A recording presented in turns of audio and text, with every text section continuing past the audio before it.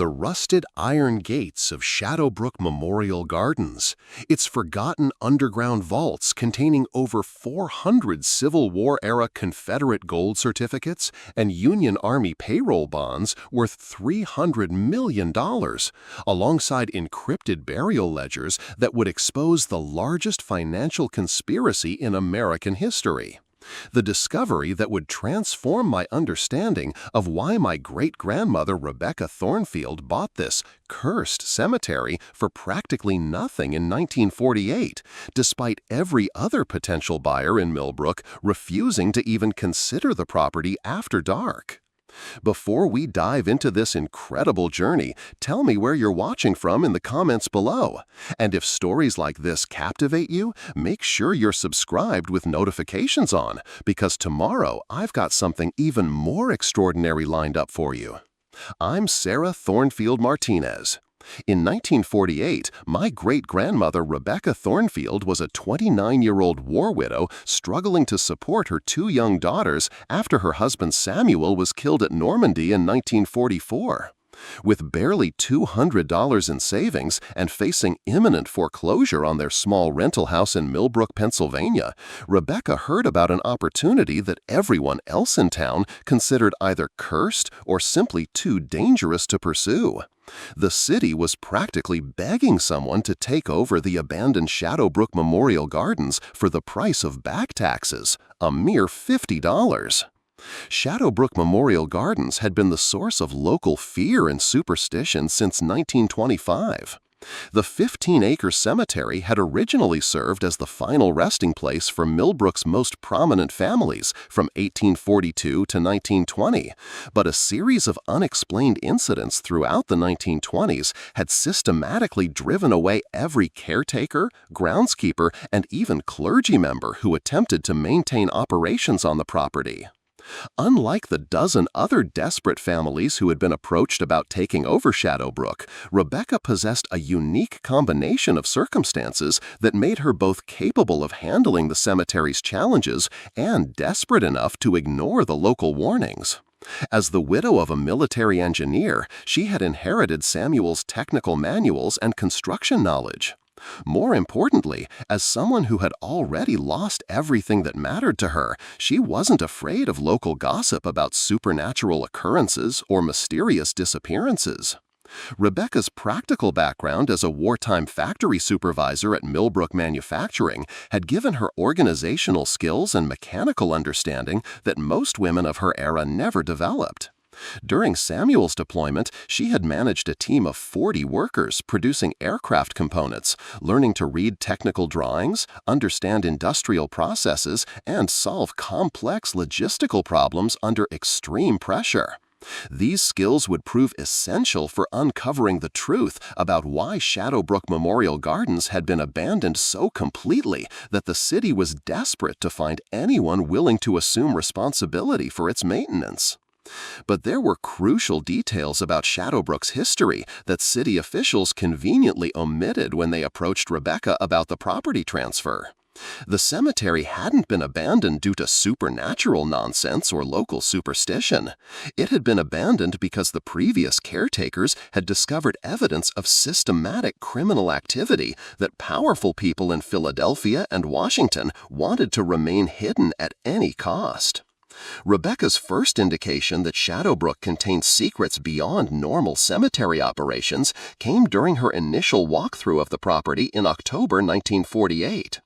While examining the structural condition of the imposing stone mausoleum that served as the cemetery's centerpiece, the Blackwood family crypt, which had supposedly been sealed since 1891, she noticed architectural inconsistencies that her late husband's engineering training had taught her to recognize. The Blackwood Mausoleum's foundation was far more extensive than necessary for its apparent purpose. The structure appeared to sit atop a sophisticated underground chamber system that extended well beyond the visible building's footprint. More intriguingly, Rebecca discovered ventilation shafts concealed within decorative stonework, drainage systems that served no apparent purpose for a simple burial vault, and electrical conduits that had been installed sometime in the early 1900s, decades before most of Millbrook had access to reliable electricity. Rebecca's examination of Shadowbrook's burial records, housed in dusty file cabinets within the cemetery's maintenance office, revealed systematic gaps and inconsistencies that suggested deliberate falsification. The official registry showed comprehensive documentation for most internments from 1842 through 1860, but the records for 1861 through 1869, the crucial Civil War years and immediate aftermath, contained suspicious omissions, unexplained alterations, and entries that had obviously been added years after the supposed burial dates. Most disturbing were the financial records associated with Shadowbrook's operation during the 1860s. The cemetery's maintenance accounts showed enormous expenditures for ground preparation and structural improvements that far exceeded what would be necessary for normal burial operations. More significantly, these expenditures had been funded through a series of anonymous donations that totaled over $200,000, an astronomical sum for a small-town cemetery in the 1860s, equivalent to several $1 million in 1948 purchasing power.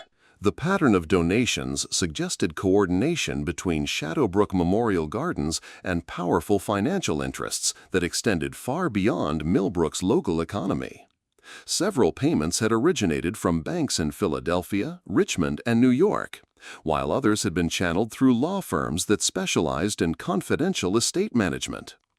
The sophistication of these financial arrangements indicated that Shadowbrook had served purposes that went well beyond providing burial services to local families. Rebecca's investigation of the cemetery's abandonment revealed a disturbing pattern of incidents that had systematically eliminated anyone who spent significant time examining Shadowbrook's operations too closely. The last official caretaker, Martin Sinclair, had resigned abruptly in August 1925 after claiming that federal agents had been conducting unauthorized excavations around the Blackwood Mausoleum during nighttime hours. Sinclair's resignation letter, still filed in the maintenance office, mentioned government interference and threats to family safety that had made continued employment impossible. Sinclair's replacement, Jonathan Hayes, had lasted only 3 months before disappearing entirely in November 1925. Hayes had last been seen entering the cemetery office to review burial records that he claimed contained evidence of systematic fraud involving several prominent local families. His unexplained disappearance had triggered a police investigation that had been mysteriously terminated after federal officials claimed jurisdiction over the case for unspecified national security reasons. The final incident that had driven away all remaining staff occurred in March 1926, when Cemetery Association President Judge Augustus Whitmore died suddenly of an apparent heart attack while examining financial documents in his private study. Judge Whitmore's death had occurred just days after he had announced plans to conduct a comprehensive audit of Shadowbrook's operations, including investigation of the substantial anonymous donations that had funded construction projects during the 1860s. By November 1948, Rebecca had moved her family into the surprisingly well-maintained caretaker's house and begun the enormous task of restoring Shadowbrook's grounds after more than 20 years of neglect. But her real focus was understanding why a valuable piece of real estate had been abandoned so thoroughly that city officials were willing to practically pay someone to assume responsibility for it. Rebecca's wartime experience managing complex industrial operations had taught her to approach problems systematically and document everything carefully. She began maintaining detailed logs of her discoveries, photographing architectural features that seemed inconsistent with normal cemetery construction, and creating comprehensive inventories of the documents and artifacts she found scattered throughout the property's various buildings. Her most significant early discovery came when she located a hidden storage room beneath the cemetery's main office building. The room had been carefully concealed behind a false wall, but Rebecca's familiarity with wartime construction techniques enabled her to recognize signs of deliberately disguised architecture. The storage room contained dozens of wooden crates that had been sealed and labeled with cryptic codes that corresponded to entries in the cemetery's altered burial records. The crates contained materials that had obviously been preserved with extraordinary care over extended periods. Several contained bundles of documents wrapped in oiled cloth, while others held what appeared to be financial instruments, bonds, certificates, and promissory notes that bore the seals and signatures of various government agencies and private banks from the Civil War era. Most intriguingly, several crates contained detailed maps and architectural drawings showing locations throughout Pennsylvania, Virginia, and Maryland where similar materials had supposedly been concealed. Rebecca's examination of these documents required skills she had developed during her wartime work, authenticating supplier contracts and detecting fraudulent documentation. She quickly recognized that the materials represented evidence of systematic efforts to preserve valuable financial instruments during a period of national crisis. But the sophistication of the preservation methods and the obvious value of the documents suggested that this wasn't simply wartime contingency planning. It was evidence of coordinated criminal activity on a massive scale. Most significantly, Rebecca discovered that the documents contained detailed records of financial transactions between Confederate Treasury officials and Union Army quartermasters that documented systematic betrayal of both sides during the final years of the Civil War. The papers revealed that certain military and political figures had been secretly collaborating to divert millions of dollars in government funds to private accounts while publicly supporting their respective causes. The implications were staggering.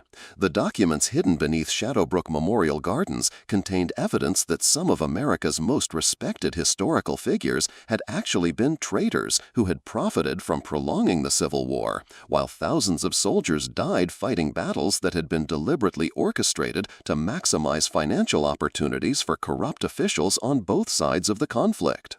But Rebecca's most crucial discovery came when she found the master key to the Blackwood Mausoleum's underground chambers, concealed within a hollowed-out section of the cemetery office's main desk.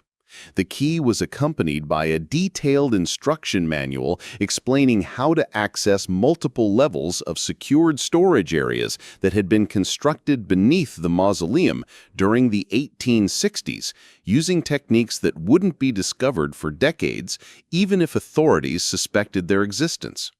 The instruction manual had been written by someone with intimate knowledge of both the financial conspiracy and the physical layout of Shadowbrook's hidden features. The author had provided specific warnings about security measures that would destroy the stored materials if accessed incorrectly, suggesting that the underground chambers contained treasures so valuable that their creators had preferred destruction to discovery by unauthorized persons. As winter approached in 1948, Rebecca understood that her desperate decision to accept responsibility for Shadowbrook Memorial Gardens had placed her family at the center of a historical conspiracy that had been hidden for over 80 years. The cemetery hadn't been abandoned because of superstition or supernatural fears. It had been abandoned because previous caretakers had discovered evidence of crimes that implicated some of the most powerful families in American politics and finance. More ominously, Rebecca realized that the city officials who had been so eager to transfer ownership of Shadowbrook to her hadn't been motivated by simple desire to eliminate municipal liability for abandoned property. They had been looking for a caretaker who would be too focused on basic survival to investigate the cemetery's mysterious past. Someone who would unknowingly guard secrets that certain families assumed would remain hidden forever. Rebecca's investigation had revealed that Shadowbrook Memorial Gardens was actually an elaborate concealment facility that had been designed to preserve evidence of systematic financial crimes during and after the Civil War. The cemetery's normal burial operations had provided perfect cover for constructing sophisticated underground storage systems that had protected millions of dollars worth of stolen government bonds, Confederate Treasury certificates, and documented proof of treasonous collaboration between officials who had publicly been enemies. The families whose ancestors had orchestrated this conspiracy had maintained their political and social prominence for nearly a century based on carefully constructed myths about their patriotic service during America's greatest crisis. Their wealth, their influence, and their historical reputations all depended on ensuring that the evidence hidden beneath Shadowbrook Memorial Gardens never became public knowledge. But Rebecca's most disturbing realization was that the pattern of mysterious deaths and disappearances that had driven away previous caretakers suggested that the descendants of the original conspirators were still actively protecting their ancestors' secrets. The federal agents who had conducted unauthorized excavations in 1925, the disappearance of Jonathan Hayes, and Judge Whitmore's convenient heart attack all indicated that powerful people continued to monitor Shadowbrook Memorial Gardens and eliminate anyone who discovered too much about its true purpose.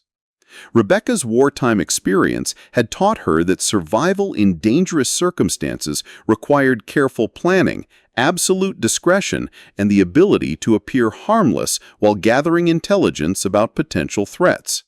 She understood that her family's safety depended on her ability to investigate Shadowbrook's secrets without attracting attention from enemies who had already demonstrated their willingness to commit murder to protect their historical lives. The discovery that would transform Rebecca's understanding of American history and provide financial security for her family's future was waiting in the sealed chambers beneath the Blackwood Mausoleum, but accessing those chambers would require Rebecca to risk everything she had rebuilt for her daughters, because the people who had created Shadowbrook's elaborate concealment systems had made it clear that some secrets were worth killing to protect. Working primarily during late evening hours when her daughters were asleep and neighborhood activity was minimal, Rebecca began implementing a systematic plan to access the underground chambers while maintaining the appearance of routine cemetery maintenance. Her wartime experience with covert operations and security protocols had taught her techniques for conducting sensitive activities without attracting unwanted attention. Rebecca's first priority was understanding the full scope of Shadowbrook's hidden infrastructure before attempting to access its most sensitive areas. Using skills she had learned managing wartime production schedules, she created detailed maps showing the locations of ventilation systems, drainage networks, and electrical conduits that served the underground chambers. This mapping process revealed that the concealment facility extended beneath virtually the entire cemetery grounds, with the Blackwood Mausoleum serving as the primary access point to a vast network of interconnected storage areas. Most significantly, she discovered that the underground facility had been designed with multiple security systems that would prevent unauthorized access while protecting the stored materials from both natural disasters and human interference. The sophistication of these systems indicated that Shadowbrook's creators had possessed engineering expertise and financial resources that far exceeded what would be available to typical cemetery operators or even most government agencies during the 1860s. By December 1948, Rebecca had positioned herself to attempt access to the primary storage chambers while maintaining perfect cover as a devoted widow simply trying to provide for her children through honest cemetery maintenance work. But she also understood that her investigation had already progressed far enough to attract attention from the same forces that had eliminated previous caretakers who had discovered too much about Shadowbrook's dangerous secrets. The treasure that would change her family's life forever was waiting beneath the weathered stone of the Blackwood Mausoleum, protected by security systems that had preserved $300 million worth of stolen Civil War financial instruments for over 80 years. But claiming that treasure would require Rebecca to match wits with descendants of the original conspirators who had spent nearly a century ensuring that their ancestors' crimes remained hidden in the shadows of Shadowbrook Memorial Gardens.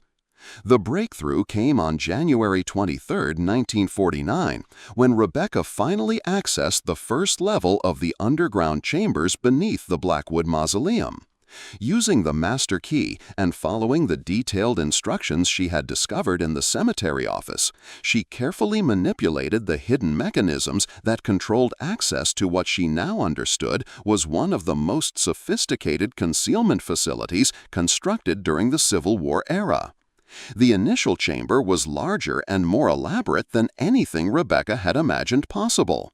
The room extended nearly 40 feet in each direction, with stone walls that had been expertly carved and fitted, using techniques that rivaled the finest European cathedral construction. More significantly, the chamber contained environmental control systems that had maintained perfect temperature and humidity for over 80 years, preserving materials that would have deteriorated completely under normal storage conditions.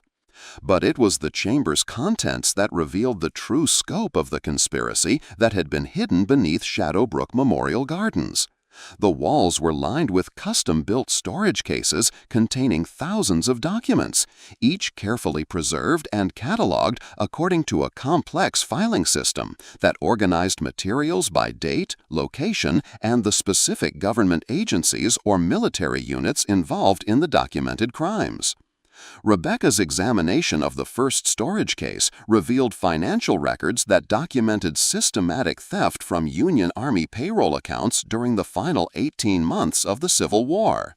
The documents showed that certain quartermaster officers had been diverting military funds to private accounts while submitting false reports claiming that the money had been used for legitimate supply purchases or troop payments. But these weren't isolated incidents of individual corruption. The records revealed a coordinated network involving dozens of military officers, government contractors, and private bankers who had collaborated to steal millions of dollars from both Union and Confederate treasuries while the nation was bleeding through its greatest crisis. The sophistication of the operation indicated planning that had begun years before the war's conclusion, with participants positioning themselves in key positions where they could maximize their access to government funds. Most shocking was Rebecca's discovery that the conspiracy had involved some of the most respected names in American Civil War history. Documents bore the signatures and seals of generals, congressmen, and cabinet officials who had publicly advocated for vigorous prosecution of the war while secretly profiting from prolonging the conflict through systematic sabotage of both sides' financial resources. One particularly damaging set of documents revealed communications between Union General Harrison Caldwell and Confederate Colonel Marcus Westbrook discussing coordination of military actions designed to maximize opportunities for Treasury raids while avoiding decisive battles that might end the war too quickly. The correspondence showed that certain engagements had been deliberately planned as diversions to facilitate large-scale theft operations rather than strategic military objectives. The financial instruments stored in the chamber represented the proceeds of these systematic thefts. Rebecca found Confederate Treasury bonds with face values totaling over $50 million, Union Army payroll certificates worth another $40 million, and private banknotes that had been issued by financial institutions in exchange for stolen government securities. Most significantly, she discovered detailed investment records showing how the stolen funds had been converted into legitimate business ventures throughout the post-war period. But the most explosive documents concerned the systematic cover-up that had followed the war's conclusion. The records showed that several prominent Reconstruction-era politicians and businessmen had been active participants in the wartime conspiracy, using their post-war positions to suppress investigations and eliminate anyone who possessed knowledge of the theft operations. The cover-up had been remarkably successful. Official government investigations into missing Civil War funds had been systematically misdirected toward scapegoats and false leads, while the real perpetrators had used their stolen wealth to purchase political influence and social respectability. Several families that had become pillars of late 19th century American society had built their fortunes entirely on money stolen from soldiers' pay and government supplies during the nation's bloodiest conflict. Rebecca's discovery of a second hidden chamber in February 1949 revealed even more disturbing evidence about the conspiracy's ongoing influence. This chamber contained documents from the 1870s through the 1920s showing how the descendants of the original conspirators had maintained their criminal network across multiple generations, using their inherited wealth and political connections to protect their family secrets while expanding their influence throughout American business and government. The later documents revealed that the network had been responsible for suppressing numerous historical investigations and eliminating researchers who had come too close to discovering the truth about Civil War financial crimes. Several prominent historians and government auditors had died under suspicious circumstances after beginning inquiries into missing treasury funds or unexplained discrepancies in military financial records. Most chilling was Rebecca's discovery of surveillance reports from the 1920s documenting the systematic elimination of Shadowbrook's previous caretakers. The reports, filed by private investigators working for the conspiracy's descendants, provided detailed accounts of how Martin Sinclair had been pressured into resignation, how Jonathan Hayes had been permanently removed after discovering incriminating documents, and how Judge Augustus Whitmore's heart attack had been induced using untraceable poisons developed during World War I. The surveillance reports also revealed that Rebecca's own activities had been monitored since she had first taken over Shadowbrook Memorial Gardens. The conspiracy's modern representatives had been watching her movements, analyzing her background, and assessing whether she posed a threat to their family secrets. The reports described her as potentially dangerous due to wartime technical training, but noted that her desperate financial circumstances made her unlikely to take risks that might jeopardize her children's welfare. Rebecca's examination of the third hidden chamber in March 1949 provided the final pieces of the puzzle that explained how the conspiracy had maintained its secrecy for over 80 years. This chamber contained comprehensive genealogical records and financial documentation showing how the stolen Civil War funds had been laundered through legitimate businesses and passed down through carefully arranged marriages and inheritance schemes. The genealogical records revealed that the conspiracy's modern descendants included several of the most prominent families in American politics, business, and finance. These families had maintained their wealth and influence for nearly a century based on carefully constructed lies about their ancestors' patriotic service during the Civil War, while their actual fortunes had been built on money stolen from soldiers who had died fighting to preserve the Union.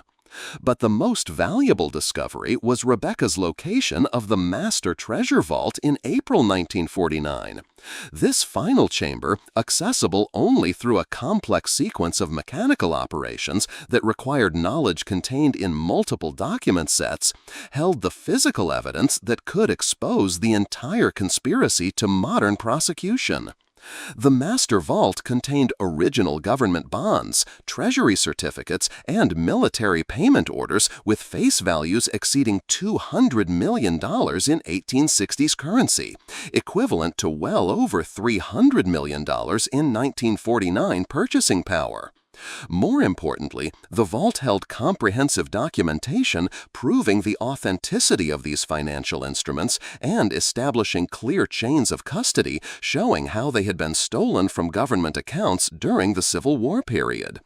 The vault's contents also included detailed maps showing locations throughout the eastern United States where additional stolen materials had been concealed by other members of the conspiracy. These maps suggested that Shadowbrook Memorial Gardens was just one component of a comprehensive network of concealment facilities that had been established to preserve evidence of systematic financial crimes committed during America's greatest national crisis. Most significantly, Rebecca discovered that the vault contained a complete roster of all conspiracy participants, including their descendants and the modern businesses and political organizations that had been built using stolen Civil War funds. This roster provided a roadmap for identifying and prosecuting the contemporary beneficiaries of crimes that had been hidden for over 80 years. But Rebecca's investigation also revealed that the conspiracy's modern representatives possessed resources and capabilities that made them extremely dangerous to anyone who threatened their secrets. The surveillance reports from the 1920s had been updated with more recent intelligence gathering, and Rebecca found evidence that her own family was being monitored by professional operatives who had been tracking her activities since her first month at Shadowbrook. The modern conspiracy included not only wealthy families, but also corrupt officials within federal law enforcement agencies who had been protecting the network's interests for decades.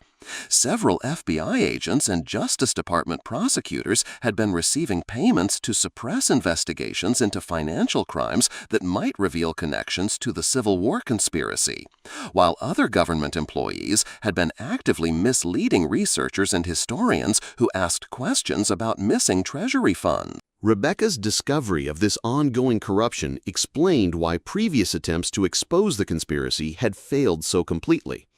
The network's modern representatives didn't just possess wealth and social influence, they had systematic access to government intelligence resources and law enforcement capabilities that enabled them to identify and eliminate threats before they could become dangerous. Most alarmingly, Rebecca found evidence that the conspiracy's surveillance of her activities had intensified significantly during her investigation of the underground chambers. Recent reports described her as an immediate threat requiring permanent resolution and included detailed plans for eliminating both Rebecca and her daughters while making their deaths appear accidental. The plans were sophisticated and brutal. Rebecca's death was to be staged as a tragic accident involving cemetery maintenance equipment, while her daughters were to be killed in what would appear to be a house fire caused by faulty electrical wiring. The conspiracy's operatives had already conducted reconnaissance of Rebecca's home and daily routines, identifying optimal timing and methods for carrying out the murders while minimizing risk of detection. But Rebecca's wartime experience had taught her to recognize signs of hostile surveillance and take defensive precautions before enemies could act against her. Her discovery of the assassination plans in early May 1949 confirmed that her investigation had progressed far enough to threaten the conspiracy's security. But it also provided crucial intelligence about her enemy's capabilities and intentions. Rebecca understood that she was facing adversaries who possessed resources that far exceeded anything available to a war widow trying to protect her children while uncovering one of the greatest financial crimes in American history. But she also recognized that her discovery of the complete documentary evidence gave her leverage that previous investigators had never possessed. The materials hidden beneath Shadowbrook Memorial Gardens didn't just prove that certain Civil War figures had been criminals. They provided comprehensive evidence that could expose an ongoing criminal network that had been operating for over 80 years. The modern conspiracy's attempts to eliminate Rebecca demonstrated that the stolen funds were still being used to maintain political influence and suppress historical truth, making the case relevant to contemporary law enforcement rather than simply historical scholarship.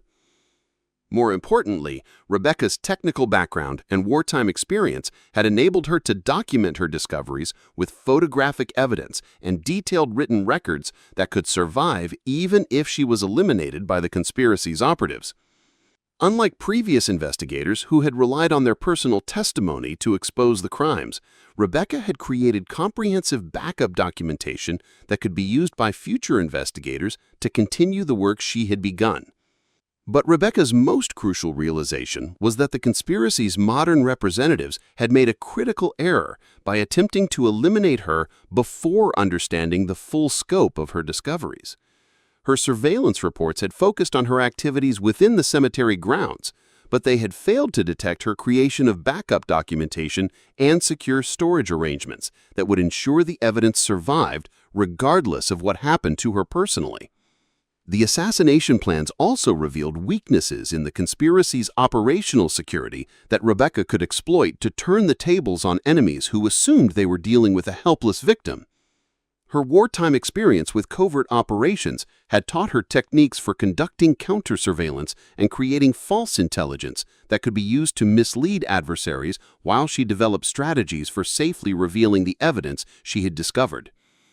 As spring turned to summer in 1949, Rebecca understood that she had reached a critical decision point that would determine whether her investigation would result in the exposure of one of the greatest criminal conspiracies in American history, or simply add her name to the list of people who had died trying to reveal the truth about Civil War financial crimes. The evidence she had discovered was sufficiently comprehensive to trigger federal investigations that could result in prosecutions of multiple prominent families and government officials, but safely revealing that evidence would require resources and protection that were beyond her capabilities as an isolated war widow trying to protect her children while uncovering one of the greatest financial crimes in American history. More immediately, she needed to protect her daughters from assassination attempts, while preventing the conspiracy's operatives from destroying the documentary evidence before it could be properly authenticated and presented to law enforcement authorities.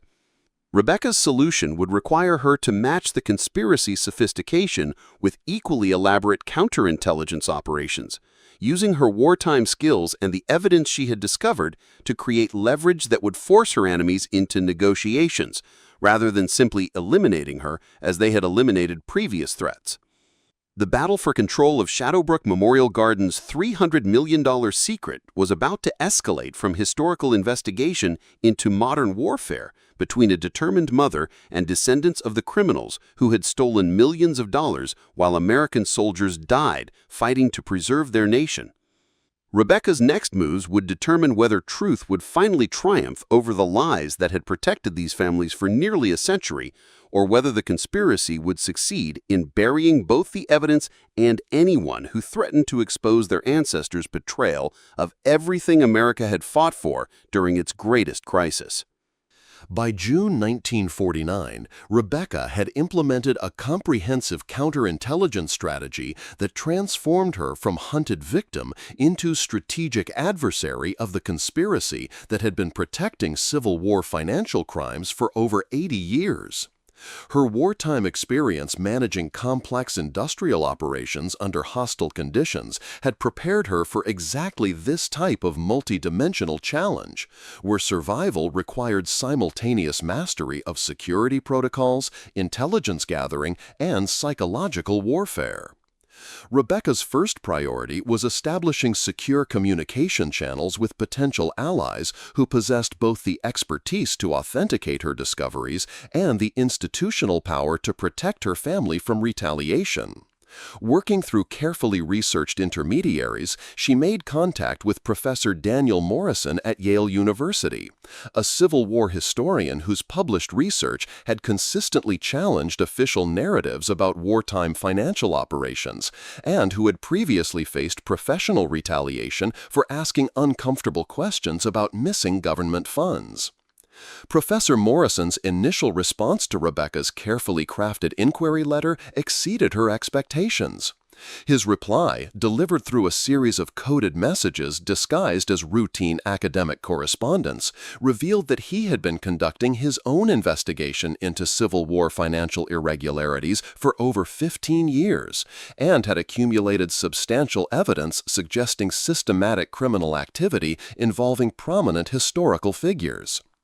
More significantly, Professor Morrison disclosed that he had been contacted by descendants of other conspiracy victims, families whose ancestors had been eliminated for possessing knowledge of the Civil War thefts.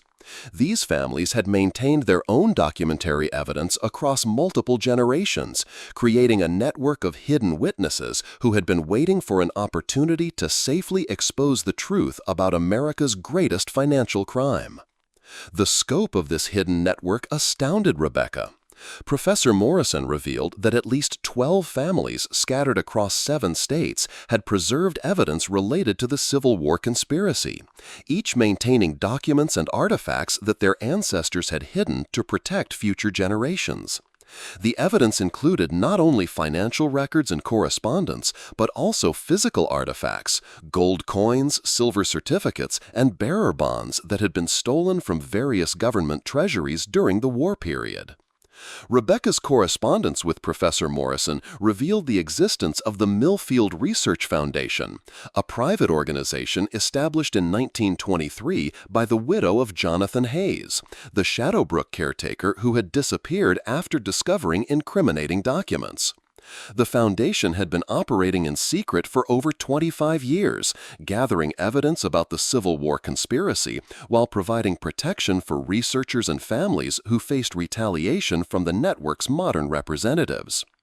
Mrs. Eleanor Hayes had founded the organization with her life savings and a substantial inheritance from her husband's family, dedicating her remaining years to ensuring that Jonathan's death would not be meaningless.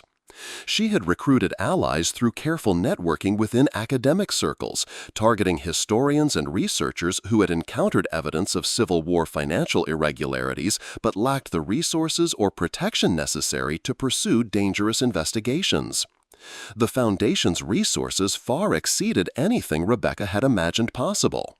In addition to Professor Morrison's academic credentials and research capabilities, the organization included former military intelligence officers, retired federal investigators, and wealthy philanthropists whose own family histories had been affected by the conspiracy's cover-up operations. Most importantly, the Foundation maintained secure facilities for preserving documentary evidence and protecting witnesses who possessed knowledge that could expose the criminal network. Rebecca discovered that the foundation operated from a converted mansion in rural Connecticut, purchased in 1925 under a corporate identity that concealed its true ownership and purpose. The facility included climate-controlled storage for historical documents, sophisticated communication equipment for maintaining contact with researchers throughout the country, and security systems designed to protect both evidence and personnel from hostile surveillance and infiltration attempts. The Foundation's membership had grown to include over 40 active researchers and twice that number of supporting contributors who provided funding and logistical assistance for investigation activities. Members included professors from major universities, retired law enforcement officials, independent historians, and descendants of Civil War participants who had preserved family evidence across multiple generations.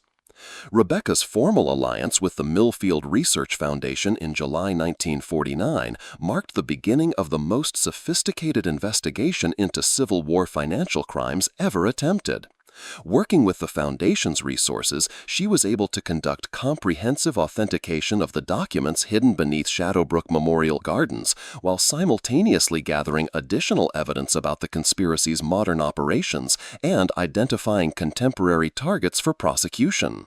The authentication process required 3 months of intensive analysis by multiple experts working independently to verify the document's age, authenticity, and historical accuracy.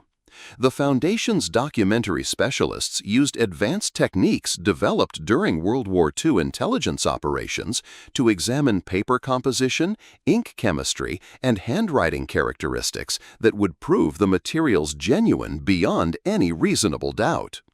The authentication process revealed that Rebecca's discoveries were even more significant than she had initially realized.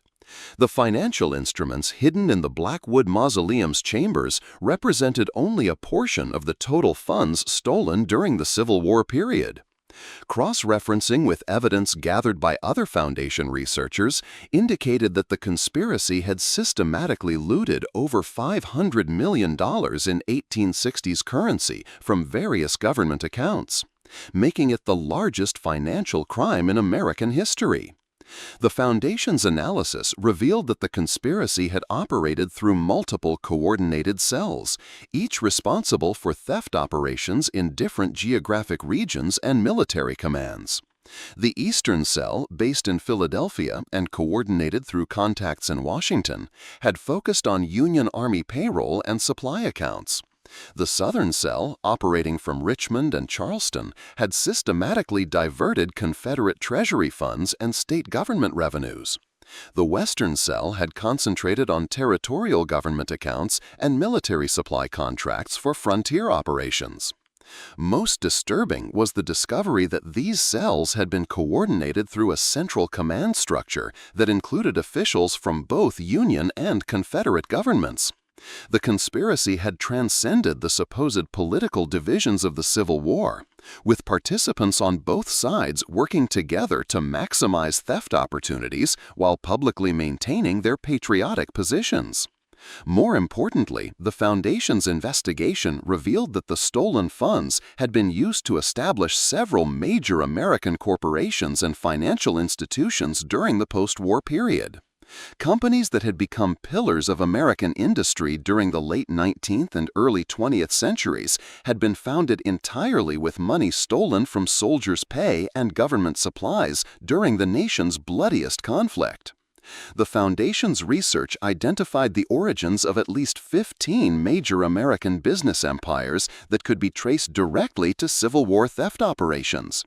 These included railroad companies that had received government contracts using influence purchased with stolen funds, steel manufacturers that had built their initial facilities with money diverted from military accounts, and banking institutions that had been capitalized using Confederate Treasury bonds and Union payroll certificates. The most shocking discovery concerned the founding of the American Industrial Development Corporation in 1867, a holding company that had become one of the largest business organizations in late 19th century America. The Foundation's research proved that the corporation had been established entirely with funds stolen from both Union and Confederate treasuries, making it essentially a criminal organization that had achieved legitimacy through successful concealment of its illegal origins. The Foundation's genealogical research identified over 40 prominent American families whose modern wealth could be traced directly to participation in the Civil War conspiracy.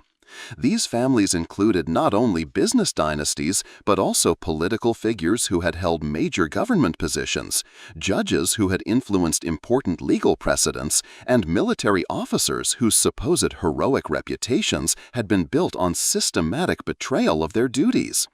Among the most prominent conspiracy families were the Whitworths of Boston, whose ancestor General James Whitworth had diverted over $2 million from Union Army accounts while commanding supply operations in Virginia.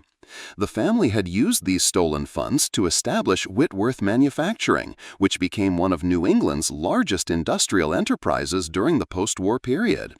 By 1949, the Whitworth family controlled business interests worth over $50 million and maintained significant influence in Massachusetts Republican Party politics. The Charleston-based Beaumont family represented another major conspiracy lineage. Colonel Andrew Beaumont had served as Confederate quartermaster for South Carolina operations while secretly diverting state treasury funds and Confederate government bonds to personal accounts. The Beaumont family had used these resources to purchase vast land holdings during Reconstruction, eventually developing one of the South's largest agricultural and real estate empires. Most significantly, the Foundation discovered that these families had maintained contact and coordination across multiple generations, essentially continuing the original conspiracy through family networks that preserved both the stolen wealth and the criminal methods that had generated it. Marriage alliances, business partnerships, and political associations had been carefully arranged to maintain the network's cohesion while expanding its influence throughout American society. But the Foundation's most crucial discovery concerned the conspiracy's ongoing operational capabilities. The network's modern representatives had maintained sophisticated intelligence gathering and enforcement capabilities that rivaled those of government agencies, enabling them to monitor potential threats and eliminate opposition with remarkable efficiency. The Foundation's investigation revealed that the conspiracy's modern operations were coordinated through the Heritage Preservation Society, a private organization established in 1889 that claimed to support historical research and cultural preservation, but actually served as a front for activities designed to suppress evidence of the Civil War financial crimes. The Heritage Preservation Society operated from an elegant headquarters building in Washington, D.C., maintaining offices that appeared to be devoted to legitimate historical research, while actually serving as command center for intelligence operations targeting anyone who might threaten the conspiracy's security. The Society's public activities included funding historical monuments, supporting academic research, and publishing books about Civil War history that reinforced official narratives while suppressing evidence of financial crimes. The Society's membership roster read like a directory of American political and business leadership. The organization included former cabinet officials, federal judges, military commanders, and corporate executives who had inherited both wealth derived from Civil War thefts and responsibility for protecting the criminal network that had generated their families' fortunes. Rebecca learned that the Society's current president, Hamilton Strickland III, was the great-grandson of Major William Strickland, who had been responsible for coordinating theft operations between the conspiracy's eastern and southern cells during 1864 and 1865. Hamilton Strickland had used his inherited wealth to build Strickland Industries, one of America's largest defense contractors, while maintaining the family tradition of eliminating threats to their criminal legacy. More disturbing was the Foundation's discovery that the Heritage Preservation Society had systematically infiltrated government agencies responsible for investigating financial crimes and protecting historical documents. Corrupt officials within the Treasury Department, Federal Bureau of Investigation, and National Archives had been providing intelligence about potential threats, while suppressing investigations that might expose the conspiracy's activities. The infiltration had been accomplished through a combination of financial corruption, political influence, and strategic placement of conspiracy descendants in key government positions. Several high-ranking federal officials were direct descendants of Civil War conspiracy participants, while others had been recruited through bribes, blackmail, or promises of lucrative private sector positions after their government service concluded. Rebecca's collaboration with the Millfield Research Foundation also revealed the sophisticated methods the conspiracy had developed for eliminating threats without triggering law enforcement investigations. The network's operatives had perfected techniques for staging accidents, inducing medical emergencies, and arranging disappearances that left no evidence of criminal activity.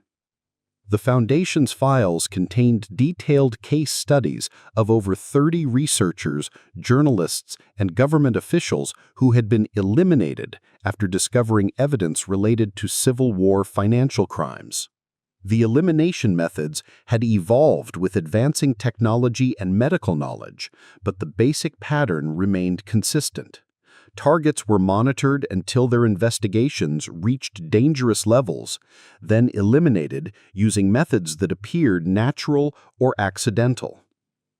The conspiracy's elimination techniques included staged automobile accidents using mechanical sabotage that would appear to be equipment failure, induced heart attacks using untraceable poisons developed during World War I chemical weapons research, and arranged disappearances during activities like hiking or boating, where bodies might never be recovered. Most sophisticated were the techniques for eliminating entire families while making the deaths appear to be tragic accidents involving house fires, gas leaks, or carbon monoxide poisoning. Most chilling was the Foundation's discovery that the conspiracy had been systematically targeting the descendants of Civil War soldiers whose families had been victims of the original thefts. Several families whose ancestors had died fighting for the Union cause had been eliminated during the 20th century after discovering evidence that their relatives' pay had been stolen by the same officials they had died serving.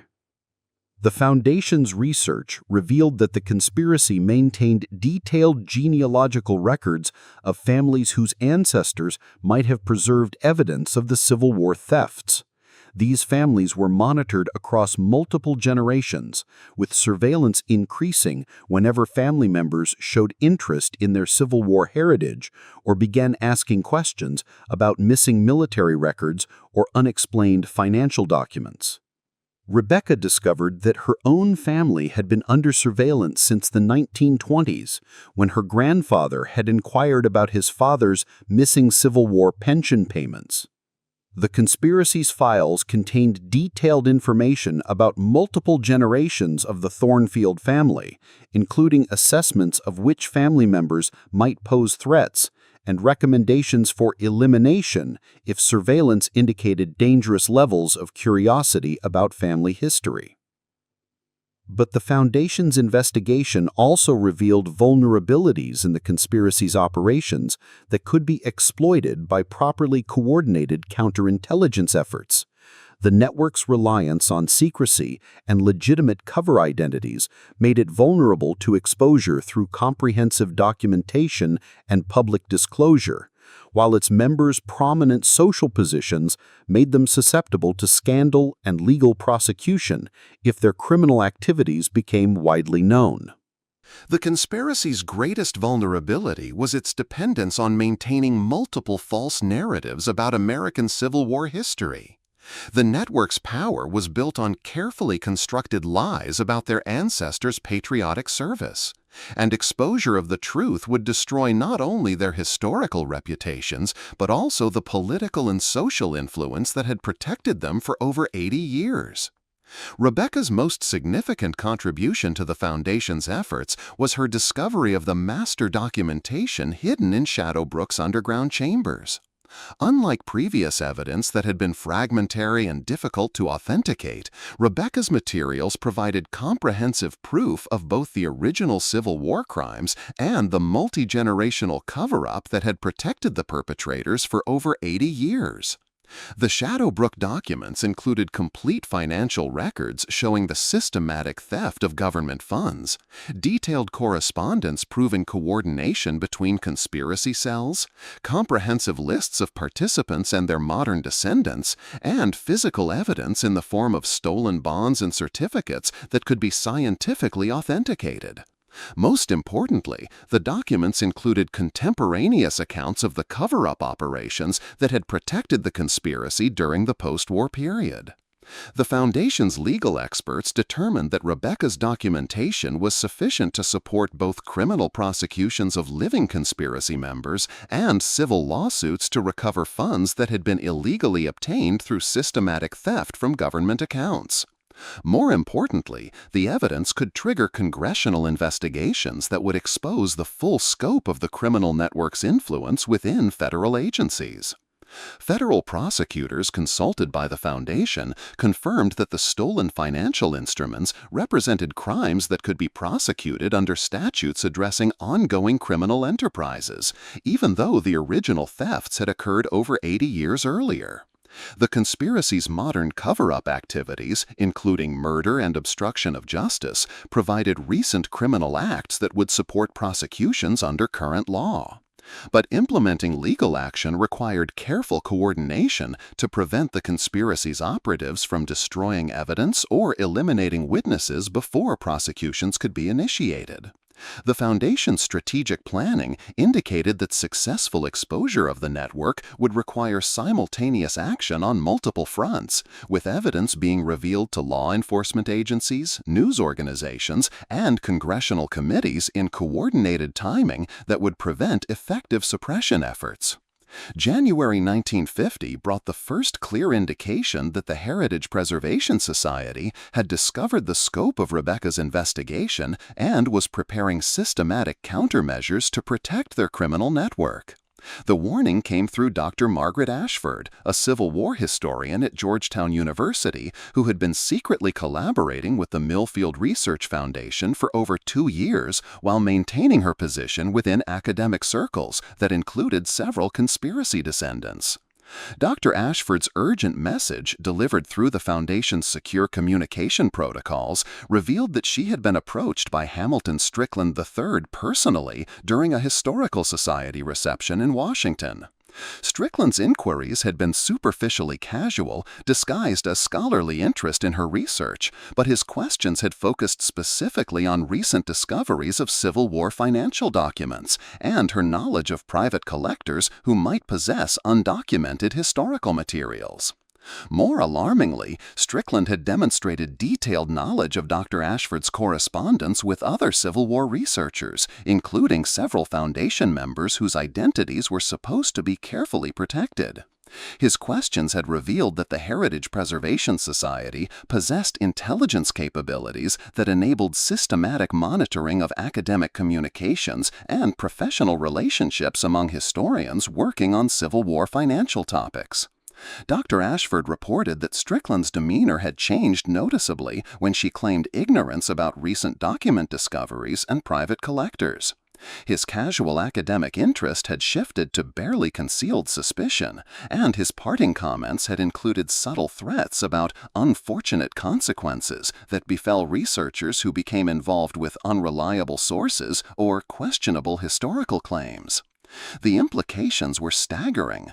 The Heritage Preservation Society had somehow identified the Millfield Research Foundation's network despite security precautions that had protected the organization for over 25 years. Worse still, the Society's intelligence operations were sophisticated enough to monitor academic correspondence and identify patterns of communication that revealed collaboration between researchers who had never met in person. Rebecca's response to this intelligence breakthrough demonstrated the strategic thinking and operational security she had developed through her collaboration with the Foundation's former military officers. Rather than panicking or attempting to accelerate the disclosure timeline, she implemented additional security measures while conducting systematic analysis of how the Foundation's network might have been compromised. Working with Professor Morrison and the Foundation's counterintelligence specialists, Rebecca began a comprehensive review of all communication protocols and operational procedures that might have exposed the organization's activities to hostile surveillance. The investigation revealed several potential security breaches that could have provided the Heritage Preservation Society with intelligence about the Foundation's membership and research activities. The most likely security breach involved infiltration of academic institutions by society operatives who had been positioned to monitor Civil War research and identify scholars whose work might threaten the conspiracy's interests. The Foundation's investigation revealed that at least 3 major universities had hired professors during the 1940s whose academic credentials appeared legitimate, but whose research interests focused suspiciously on Civil War financial topics, while their published work consistently supported official narratives that concealed evidence of systematic theft operations.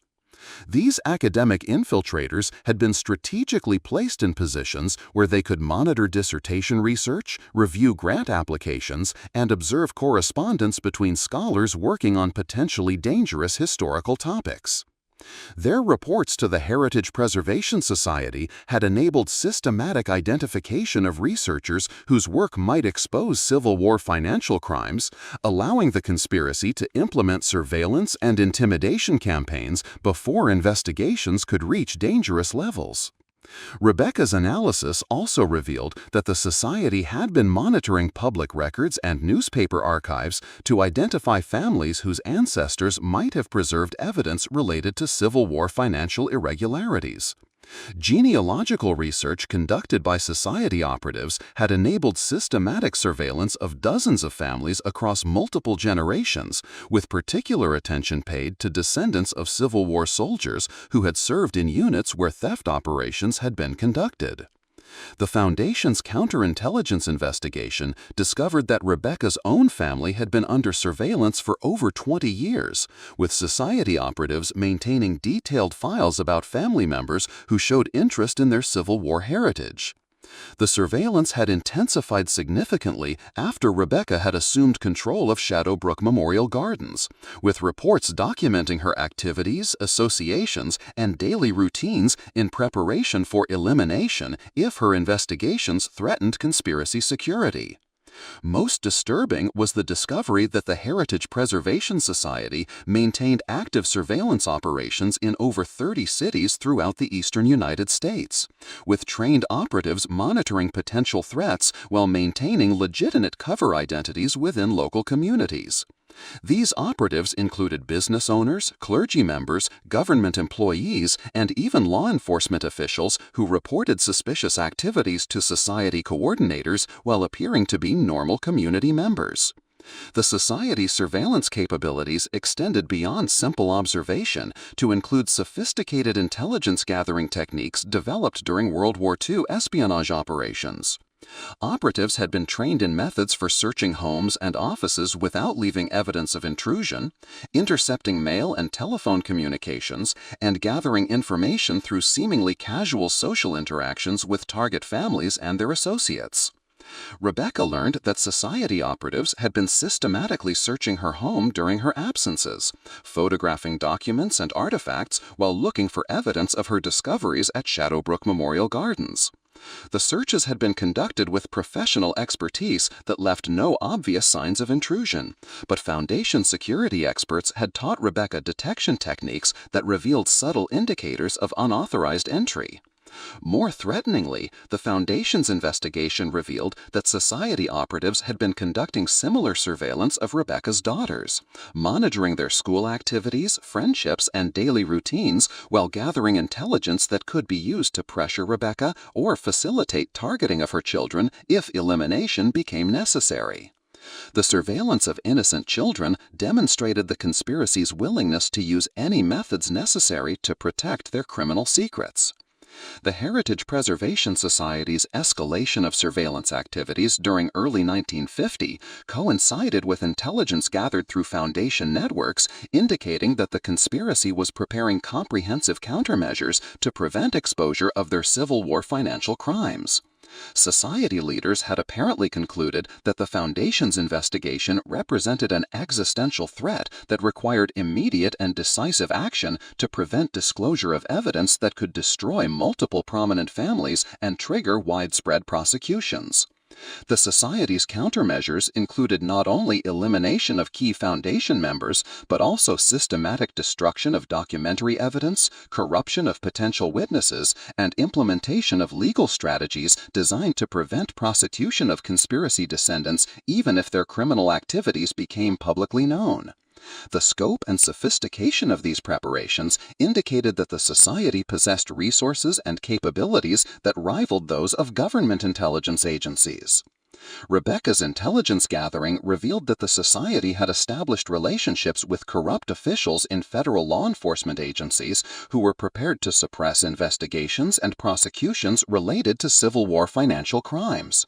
These officials had been recruited through a combination of financial incentives, political influence, and blackmail involving evidence of their own criminal activities or personal indiscretions. The corruption network included agents within the Federal Bureau of Investigation who could misplace or destroy evidence, prosecutors who could decline to pursue cases or negotiate favorable plea agreements, and judges who could dismiss charges or impose minimal sentences if prosecutions somehow proceeded, despite other suppression efforts.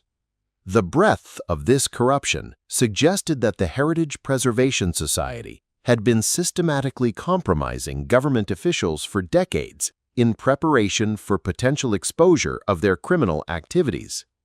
Most alarmingly, Rebecca discovered that the Society had developed contingency plans for eliminating not only individual threats, but entire families whose members might possess knowledge of Civil War financial crimes.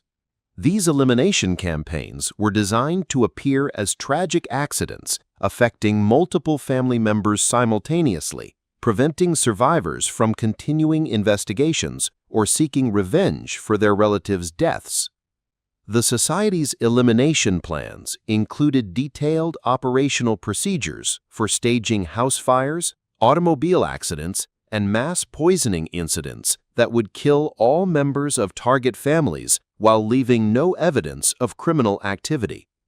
The plans demonstrated sophisticated understanding of forensic investigation techniques and included specific methods for destroying physical evidence while creating false indicators that would support accidental death determinations. Rebecca's discovery of these comprehensive elimination plans forced her to confront the reality that her investigation had placed not only herself, but also her daughters in mortal danger from enemies who possessed resources and capabilities that far exceeded anything she had previously imagined. The Heritage Preservation Society's willingness to commit mass murder to protect their secrets indicated that conventional security measures would be inadequate to ensure her family's survival. But Rebecca's analysis of the Society's plans also revealed operational vulnerabilities that could be exploited by properly coordinated countermeasures. The conspiracy's reliance on maintaining their legitimate public identities made them susceptible to exposure through comprehensive documentation of their criminal activities, while their prominent social positions made them vulnerable to scandal and legal prosecution if their involvement in elimination operations became known to law enforcement authorities. The Foundation's strategic response to the Heritage Preservation Society's escalating threats involved implementing what Professor Morrison termed defensive disclosure, a carefully coordinated campaign to place comprehensive evidence of the Civil War conspiracy in the hands of multiple institutions simultaneously, creating such wide distribution that suppression efforts would be impossible even if some targets were eliminated or compromised. The defensive disclosure strategy involved preparing complete documentary packages for delivery to law enforcement agencies, congressional committees, major newspapers, academic institutions, and international organizations. Each package contained authenticated copies of the Shadowbrook documents, along with supporting evidence gathered by Foundation researchers, ensuring that destruction of any single cache would not prevent exposure of the conspiracy's crimes. Most importantly, the Foundation established automated delivery systems that would simultaneously release all documentary packages if key Foundation members were eliminated or if certain triggering events indicated that the Society was implementing its elimination plans. These dead man switch protocols ensured that attacking the Foundation's leadership would automatically result in comprehensive exposure of the very secrets the Society was trying to protect. Rebecca's role in implementing the defensive disclosure strategy required her to create detailed backup copies of all the Shadowbrook documents while establishing secure storage and distribution systems that could operate independently of her personal survival. Working with Foundation technical specialists, she developed methods for preserving and reproducing the documentary evidence using photographic techniques that would create permanent records even if the original materials were destroyed. The technical challenges of preserving Civil War-era documents for modern distribution required sophisticated understanding of both historical preservation methods and contemporary reproduction technologies. Rebecca learned techniques for photographing documents under controlled lighting conditions, creating multiple copies using different reproduction methods, and storing materials under environmental conditions that would ensure their survival for extended periods. More significantly, Rebecca established relationships with trusted allies outside the Foundation's network who could serve as backup custodians for documentary evidence if the organization's primary security systems were compromised. These allies included family friends, professional colleagues, and community members who understood the historical significance of the evidence while possessing sufficient independence from the Foundation to avoid targeting by Society elimination operations.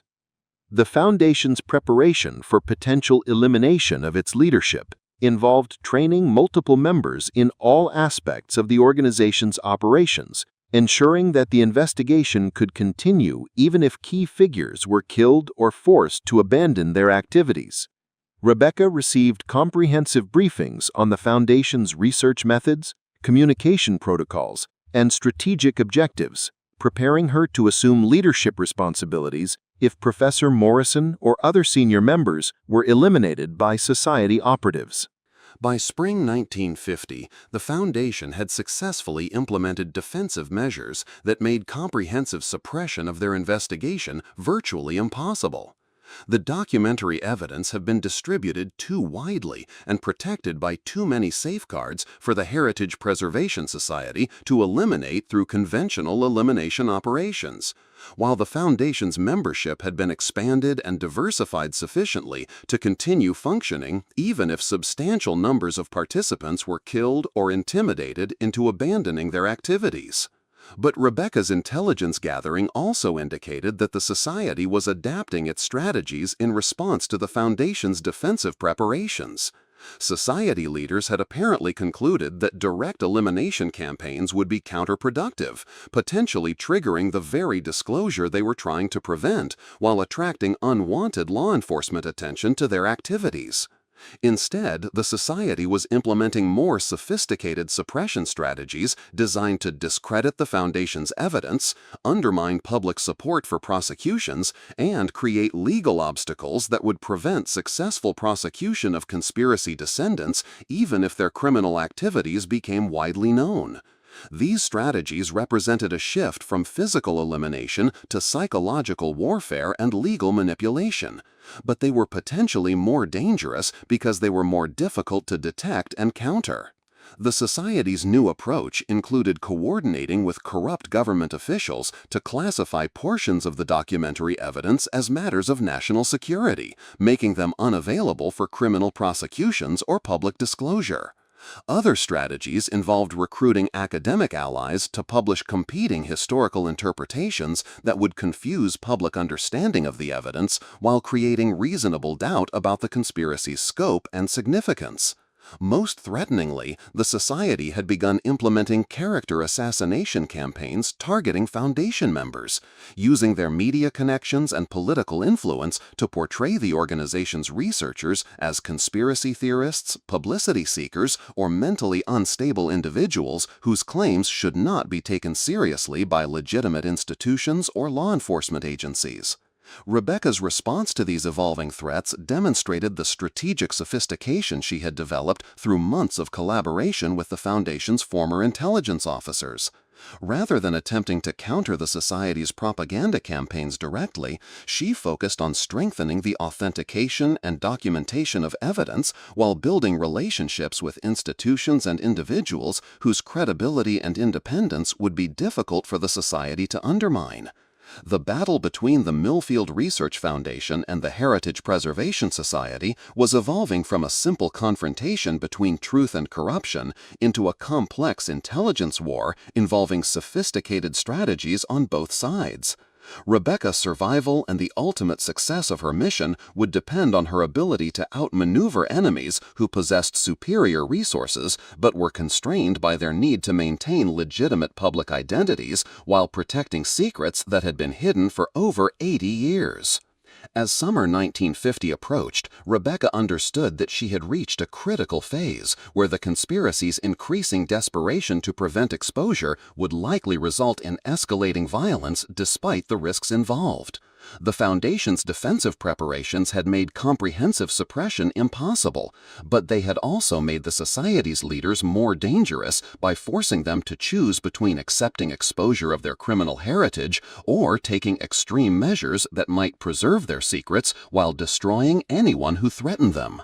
The next phase of Rebecca's struggle would determine whether decades of careful investigation and preparation would result in justice for the victims of America's greatest financial crime, or whether the Heritage Preservation Society's resources and desperation would enable them to protect their ancestors' legacy through methods that would add her name to the long list of people who had died trying to expose the truth about Civil War financial conspiracy that had shaped American history for nearly a century. The decisive confrontation began on October 13, 1950, when Rebecca's 9-year-old daughter Margaret disappeared during what should have been a routine walk home from school. The kidnapping represented the Heritage Preservation Society's final desperate attempt to force Rebecca's surrender before the Millfield Research Foundation's evidence could trigger prosecutions that would destroy the conspiracy that had protected Civil War financial crimes for nearly 90 years. Margaret's disappearance followed the same professional pattern that had characterized all of the Society's elimination operations. She vanished during a 6-block journey she had made safely hundreds of times, with no witnesses to her abduction despite the residential neighborhood's normal afternoon activity. The operation demonstrated sophisticated planning and execution capabilities that confirmed Rebecca's worst fears about her enemy's resources and determination. The ransom message arrived 4 hours later, delivered by an elegantly dressed woman who handed Rebecca a sealed envelope at her front door before disappearing into the Boston evening. The letter, written on expensive stationery in precise handwriting, was brief and absolutely direct. Mrs. Thornfield, your daughter is unharmed and will remain safe as long as you demonstrate immediate cooperation regarding certain historical materials that belong in private collections. You have 72 hours to transfer all documents and cease all research activities. Any attempt to involve authorities or continue your investigation will result in permanent separation from your child. Rebecca's response revealed the transformation that 18 months of intelligence warfare had produced in a desperate war widow.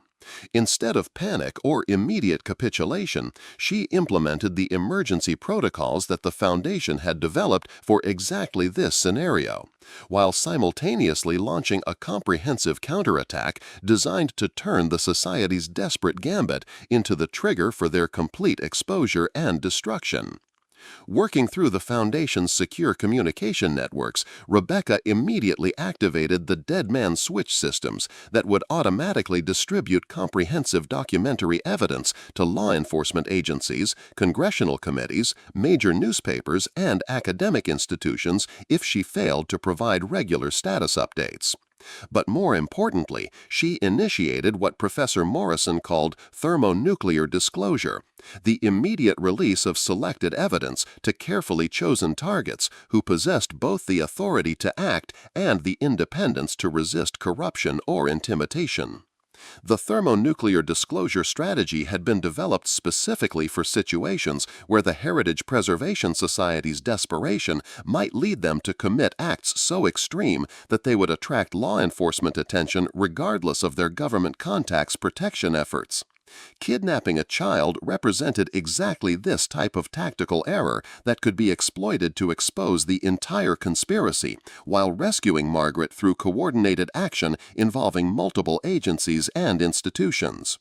Rebecca's first target was Special Agent Patricia Walsh of the Federal Bureau of Investigation's Boston Field Office, a career law enforcement officer whose background investigation had revealed both exceptional integrity and complete independence from the political networks that had protected the conspiracy's government allies. Agent Walsh had been quietly investigating financial crimes involving prominent New England families for over 2 years, gathering evidence that overlapped significantly with the Foundation's Civil War research.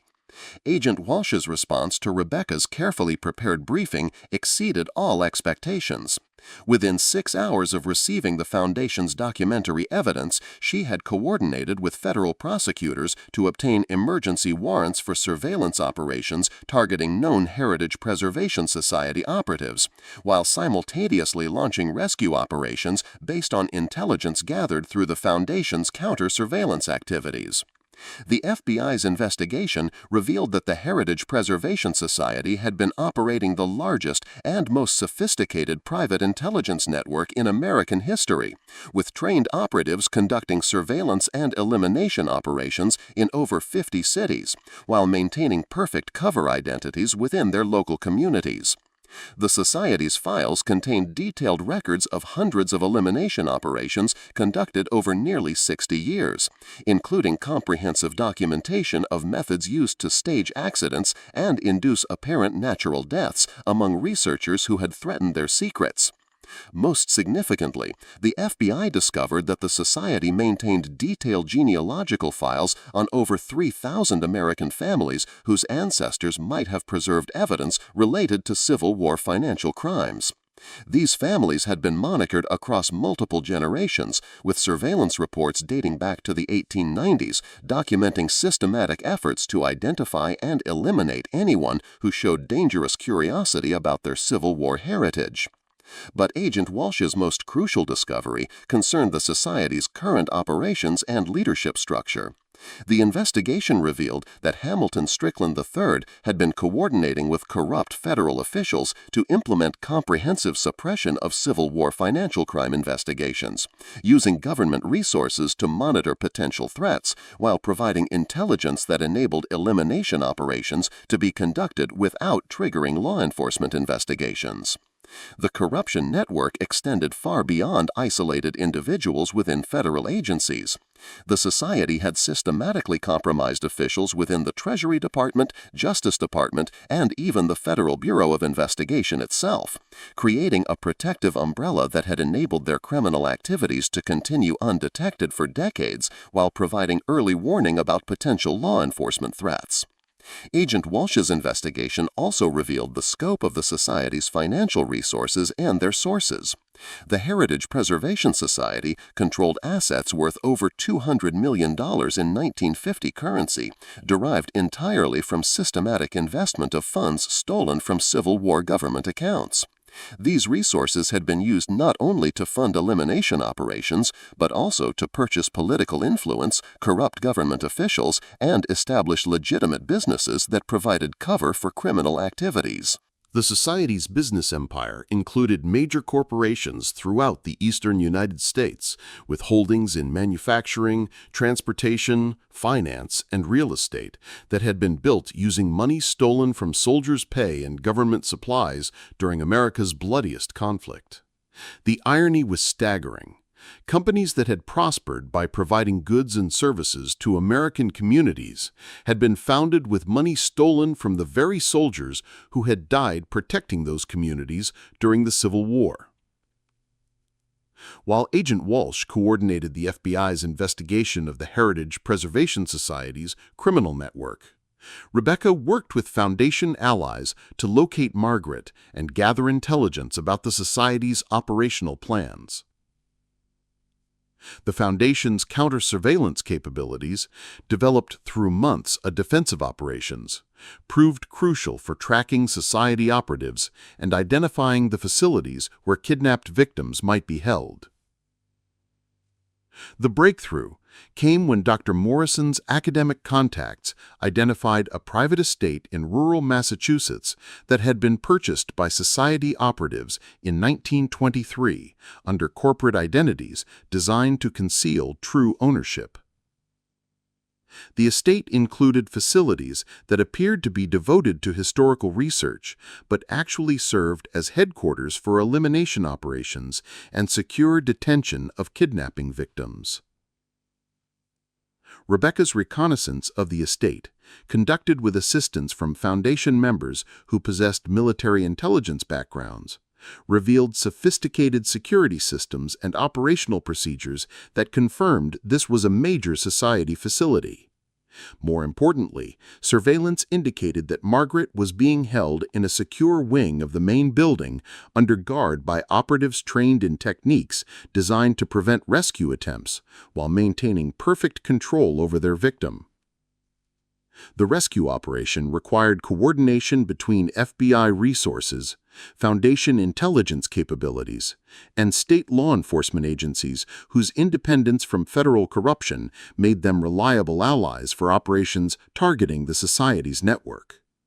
Rebecca insisted on participating directly in the rescue, using her knowledge of Society operational procedures to identify tactical approaches that would maximize chances of success while minimizing risk to Margaret's safety. The October 16th raid on the Massachusetts estate exceeded everyone's expectations for both tactical success and intelligence gathering. Margaret was rescued unharmed after 3 days of captivity, while federal agents captured 15 Society operatives and recovered extensive documentary evidence about elimination operations, financial crimes, and corruption activities that had been conducted over nearly 60 years. But the estate raid's most significant discovery concerned the comprehensive records the society had maintained about their Civil War conspiracy and its ongoing protection. The captured documents provided complete confirmation of the evidence Rebecca had discovered at Shadowbrook Memorial Gardens, while revealing additional information about the conspiracy's scope, methods, and modern operations that exceeded anything the Foundation had previously uncovered. The Society's records included detailed financial accounts showing how stolen Civil War funds had been laundered through legitimate businesses and passed down through carefully arranged inheritance schemes designed to maintain the criminal network across multiple generations. The documents revealed that several of America's most prominent families had built their entire fortunes on money stolen from government accounts during the Civil War period. Most damaging was the discovery of comprehensive elimination records documenting hundreds of murders committed to protect the conspiracy's secrets over nearly 90 years.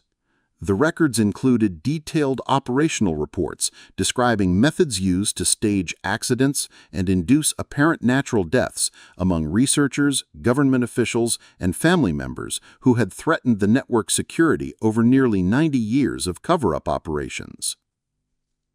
The elimination records also contained extensive genealogical research identifying families whose ancestors had been victims of Civil War financial crimes, with detailed surveillance reports tracking these families across multiple generations to prevent them from discovering evidence of the thefts that had victimized their ancestors.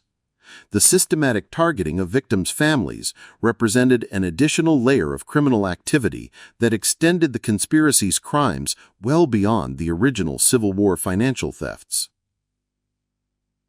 Agent Walsh's coordination with federal prosecutors resulted in the most comprehensive criminal investigation in FBI history, with over 200 agents assigned to examine evidence and pursue prosecutions targeting the Heritage Preservation Society's network throughout the eastern United States.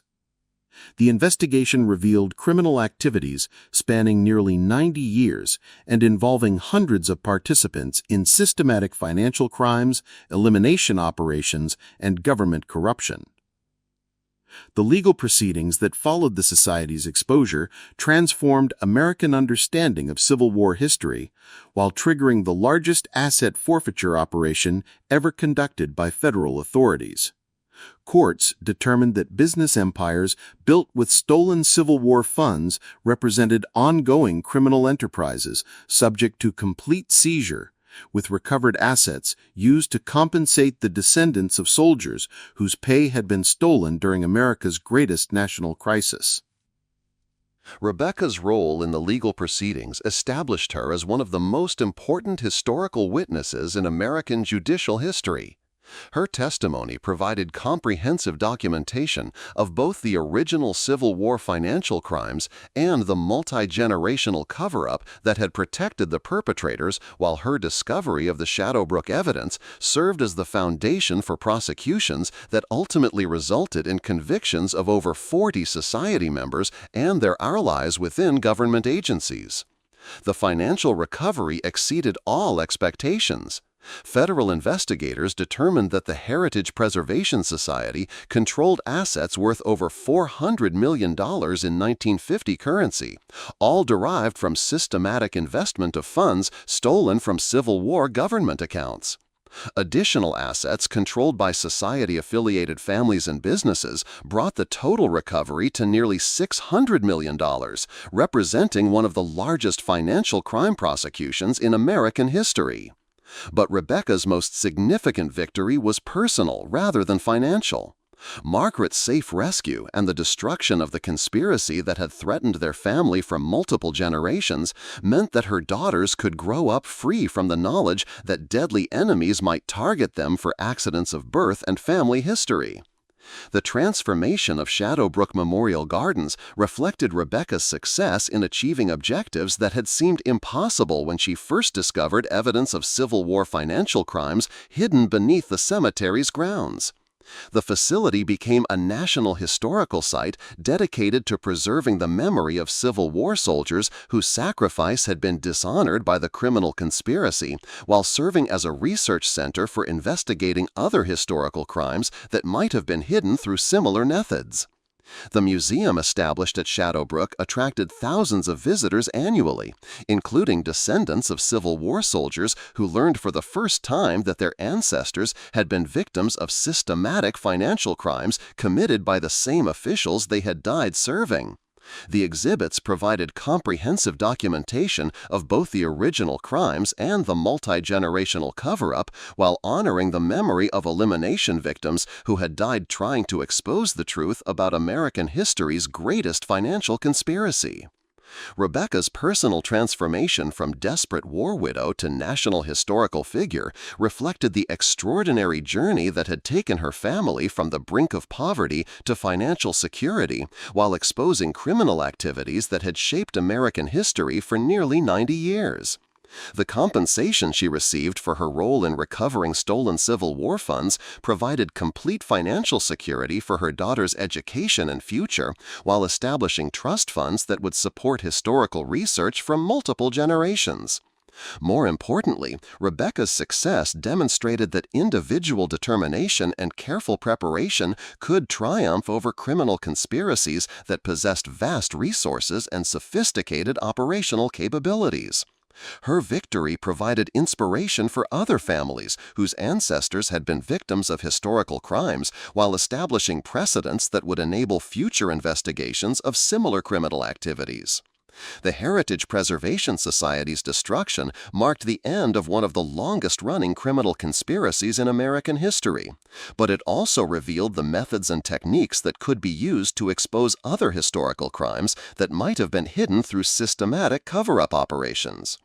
Rebecca's investigative methods and documentation procedures became models for historical researchers working on sensitive topics that might threaten powerful interests. As Rebecca stood in the Shadowbrook Memorial Gardens Museum on October 13, 1955, exactly 5 years after Margaret's kidnapping and rescue, watching her daughters guide visitors through exhibits that told the story of their family's extraordinary struggle against one of America's most sophisticated criminal networks, she reflected on the journey that had transformed a desperate search for economic survival into a historical investigation that had exposed the greatest financial crime in American history. The $300 million treasure hidden beneath Shadowbrook Memorial Gardens had provided financial security that exceeded her wildest dreams when she had first accepted responsibility for the abandoned cemetery. But the true treasure had been the opportunity to ensure that the sacrifice of Civil War soldiers would be properly honored, while the criminals who had dishonored their memory finally faced justice for crimes that had been hidden for nearly 90 years. Rebecca's story proved that the greatest treasures are often the ones that require everything we have to claim them, buried deep enough that only those willing to risk their lives to preserve historical truth will ever discover their real value. Sometimes the most important victories are won not by those seeking personal gain, but by ordinary people who refuse to allow powerful criminals to escape justice simply because their crimes were committed long ago and hidden behind carefully constructed lies. The weathered headstones of Shadowbrook Memorial Gardens now stand as monuments not only to the Civil War dead, but to the power of truth to triumph over corruption when individual courage meets careful preparation and unwavering determination to ensure that justice delayed does not become justice denied.